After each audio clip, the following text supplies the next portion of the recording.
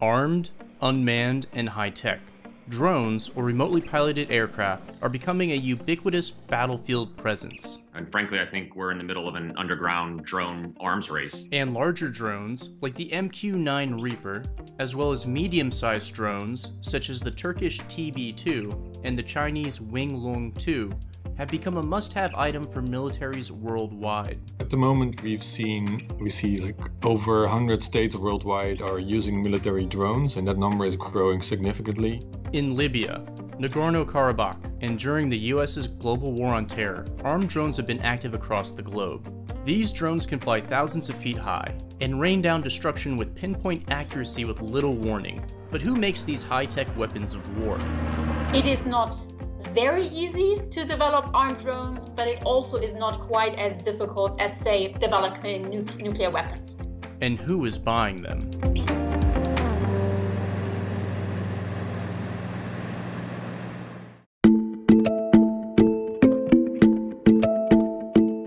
Drone technology isn't that new. During World War II, the US remotely piloted a B-17 as part of a test program, and during the Cold War, drones were used to spy on other countries. The SR-71 even had a rocket-powered drone that it could deploy in flight to take photos to be retrieved later. Drones date back much longer to early flight, but like the modern drones basically trace their origin to the 80s. The convergence of satellite technology, composites, and computer miniaturization allowed for the rise of drones like the General Atomics MQ-1 Predator. General Atomics, which includes GA Aeronautical Systems Inc., are one of the leading producers of unmanned systems in the world. They currently produce the MQ-9 Reaper as well as the naval version, the Sea Guardian, among other unmanned systems. In the 2000s, the Predator was armed with missiles, which quietly started a new arms race. It had the ability to stay overhead for long periods of time, and it could be controlled by a ground station in another country. The drone became the face of US conflicts in the Middle East. And moral and legal questions about drone use rose from the targeted killing campaigns that the US operates to this day. In 2001, the MQ-9 Reaper made its first flight, and eventually became the dominant armed drone that the US fielded. The Reaper has a payload of 3,850 pounds, which compares to the Predator's 450 pounds. This means it can carry far more missiles or bombs than the Predator, among other advantages. But what will eventually replace the hundreds of Reaper drones has yet to be revealed. One current General Atomics aeronautical project, as seen in this General Atomics video, is the Avenger. The US military has not adopted the Avenger for frontline service. The advanced drone is designed to be stealthy and survivable against modern air defenses, which could make it a window into what the drone of the future will look like that replaces the MQ-9. The US government, the US military will never fight another war without drone technology ever again. But unfortunately, I feel like as a whole, we are no longer have the advantage. Countries around the world have taken notice of the investment the US is pouring into larger drones and have made efforts to buy these game-changing drones themselves.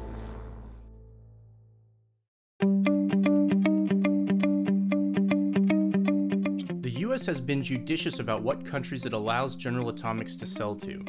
We have put too much of an emphasis on restricting exports to countries that are in need of this technology, countries that are friendly to us, because we've wanted to maintain that airspace dominance. The MQ-9 requires a ground station, satellite links, and maintenance for its high-tech hardware and software.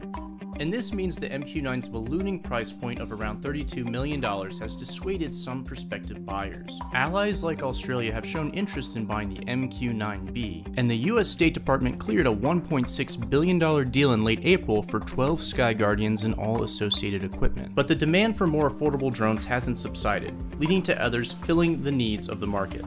What's interesting to note is that for many years, about a decade or so, the US and Israel basically had a monopoly over more sophisticated armed drone systems, and neither of them were really keen on exporting. Israel was one of the earliest adopters of drone technology, and also one of the first exporters. However, these exported drones are generally unarmed, making them less useful against military targets. Partly because there was this almost export ban, a number of other actors started to develop their own domestic armed drones, most notably China and Turkey. China's Chengdu Aircraft Industry Group has produced the Winglong series of drones. The price point of the Winglong 2, which runs an estimated $1 to $2 million, has made it a popular addition to militaries in Africa and the Middle East. Russia is likely to try to eventually export its homegrown Orion drone. And Turkey, which has made a strong push in recent decades to build an aerospace industry, has produced one of the most infamous medium-sized drones. The Baykar Defense-produced TB2, which is controlled by line of sight, has made an impact in Nagorno-Karabakh and in Libya. Several countries, including Ukraine, which signed a $69 million contract for armed TB2s in 2019, have ordered the Turkish drone. And more potential buyers could be wooed by the highlight reel of the TB2 taking out modern tanks in real-world situations. These highlight reels of destruction haven't been all upside for the new entry to the armed drone market.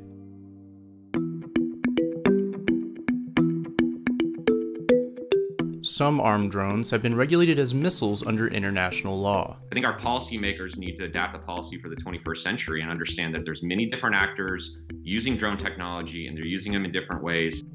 The Missile Technology Control Regime, or MTCR, restricts the export of missiles capable of carrying a 500 kilogram payload at least 300 kilometers.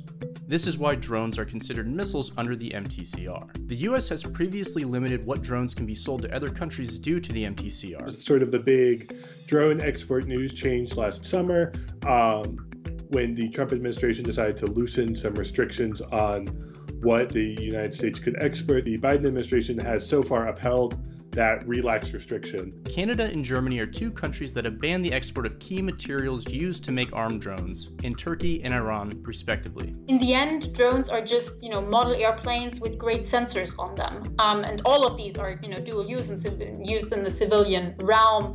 And in fact, the drones have risen enormously in the civilian realm over the last 5 to 10 years. And so controlling their export is really difficult.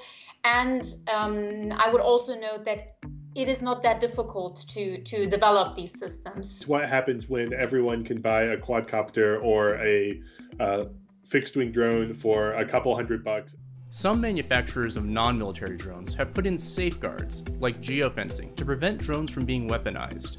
Geofencing is a preset limitation on where a drone can be flown. Airports are commonly fenced off to prevent drones from interfering with airport operations. Civilian drones can also be used for all kind of really helpful applications, from agricultural use to checks and controls, etc. So how do you control those kind of things? There are also concerns about the ethical problems with using armed drones. So, for example, the large-scale drone campaign started by Bush and expanded under Obama. We saw the increased use of armed drones for targeted executions and increasing numbers of civilians who were killed in those kind of operations who didn't have any access to accountability and reparations because technically the program didn't exist. Large armed drones aren't going away. Baykar is working on a larger drone called the Akinci, which can be satellite controlled and has a larger payload. China also appears to be working towards fielding a newly developed armed drone. But advances in technology are allowing smaller drones to tackle missions that previously would have only been possible with a larger drone. So when I see conflicts like what's taking place in Syria, or with Russia starting to use these all over the world, and not even just the type of drones that you would think are multi-million-dollar drones. We're talking about drones that a kid can purchase off of the internet, and anyone that has savvy knowledge of how to turn these things into deadly weapons has the ability, unfortunately these days, to do something bad with it. Drone swarms are dozens or hundreds of drones operating in unison that can overwhelm defenses. And loitering munitions like the Aphrodite, which is produced in Israel, are blurring the line between cruise missile and drone. And with regard to these loitering munitions or kamikaze drones or whatever you want to call them, these are primarily at this point produced by Israel. Both are systems that basically go into the air, they loiter for a while, search for a target, and then dive into the target and explode with it. This is why they're called kamikaze drones, because they don't come back, they destroy themselves. New types of armed drones, potential civilian casualties, and the legal gray area of targeted killings are all issues that the drone industry will need to contend with in the coming years. The biggest challenge at the moment, how does technology, which is always 2 steps ahead of regulation, how can we ensure that it doesn't get out of hand?